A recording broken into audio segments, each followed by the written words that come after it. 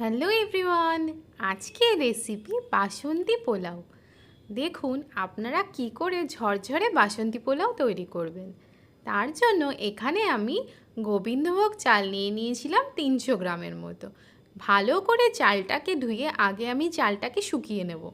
এখানে কিন্তু অবশ্যই চালটাকে ধুয়ে আগে ছড়িয়ে দেবেন যাতে চালটা শুকিয়ে যায়, তবেই কিন্তু এটা সবথেকে ভালোভাবে করা যাবে। এবার আমি চালটার মধ্যে দিয়ে নিচ্ছি 1 চামচের মতো নুন, 1 চামচের মতো হলুদ আর 1 চামচের মতো গরম মশলা গুঁড়ো। এগুলোকে আমি মাখিয়ে নেব, কিন্তু তার জন্য আমি এখানে 1 চামচের মতো ঘিও দিয়ে দিচ্ছি। সবগুলোকে এবার আমি খুব ভালো করে মিশিয়ে মাখিয়ে রেখে দেব। দেখুন আমার সবগুলোকে প্রায় মাখানো হয়ে গেছে। এবার আমি এটাকে এভাবে প্রায় 10-15 মিনিট রেখে দিচ্ছি। কড়াইতে আমি এবার ঘি দিয়ে নিচ্ছি 1 চামচের মতো। 1 চামচ ঘি দিয়ে আমি কিছু কাজু বাদাম আর কিশমিশ এই ঘিয়ের মধ্যে ভেজে নেব।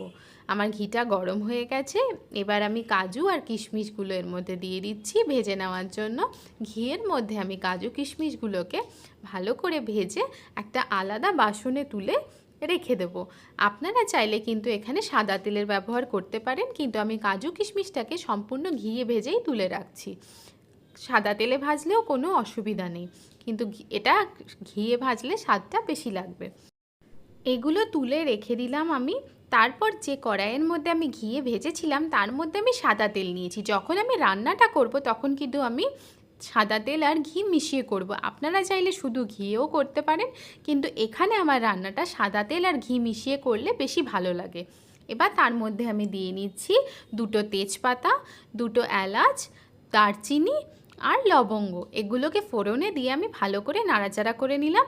তারপরে আমি এর মধ্যে দিয়ে নিচ্ছি কুচি করে রাখা আদা। আমি প্রায় 1 চামচের মতো আদা কুচি করে রেখেছিলাম, সেটাকে দিয়ে এটার মধ্যে ভালো করে মিশিয়ে নাড়াচাড়া করে নিচ্ছি। এবার এটা ভাজা ভাজা হয়ে গেলে যে চালটা আমি মিশিয়ে রেখেছিলাম সেটা আমি পুরোপুরি এর মধ্যে দিয়ে নেব। চালটা এর মধ্যে দিয়ে নিয়ে আমি প্রায় 2-3 মিনিটের জন্য একদম কম আঁচে আমি পুরোটাকে ভালো করে মিশিয়ে নেব, যাতে ঘি আর তেলের মধ্যে চালটা পুরোপুরি মিশে যায়। এবং এটা মনে রাখতে হবে আমি কিন্তু এটা হাই ফ্লেমে করব না, আমি একদম কম আঁচেই এটা নাড়াচাড়া করব। করে ভালো করে আমি এর সাথে চালগুলোকে মিশিয়ে নিচ্ছি, আর চালগুলো হালকা ভাজা ভাজা হয়ে যাবে এর মধ্যে। তারপরে এর মধ্যে আমি গরম করে রাখা জল দেব। অবশ্যই এখানে কিন্তু ফুটনো জল বা গরম করে রাখা জলেরই ব্যবহার করবেন, ঠান্ডা জল কিন্তু এখানে ব্যবহার করবেন না। 2-3 মিনিট নাড়াচাড়া করার পরে এবার আমি জল দিয়ে নিচ্ছি। জল দিয়ে নেওয়ার পরে এটা আমি ঢেকে দেব। এখানে কিন্তু আমি যতটা পরিমাণে চাল নিয়েছি তার ডবল জল আমি দেব। তার মানে যদি আপনি 1 কাপ চাল নেন অবশ্যই জলটা কিন্তু 2 কাপ দেবেন, তাহলে কিন্তু এটা ঝরঝরে হবে। তার বেশি দিলে কিন্তু এটা মাখা মাখা হয়ে যেতে চাইবে বা বেশি সিদ্ধ হয়ে যাবে। জল দিয়ে দেখুন এবার আমি ঢেকে দিচ্ছি। ঢেকে প্রায় 5 মিনিটের মতো কম আছে আমি এটাকে ফুটতে দেবো। 5 মিনিট পর যখন ঢাকনা তুললাম দেখুন জলটা প্রায় টেনে এসছে। এবার আমি এর মধ্যে খুবই সামান্য পরিমাণে লবণ আর চিনি দিয়ে নিচ্ছি। যেহেতু এটা একটু মিষ্টি মিষ্টি স্বাদের হয় তাই জন্য প্রায় আমি এখানে 1.5 চামচের মতো চিনি দিয়ে নিলাম। চিনি আর লবণগুলোকে আমি নাড়াচাড়া করে চালের সাথে মিশিয়ে নেব।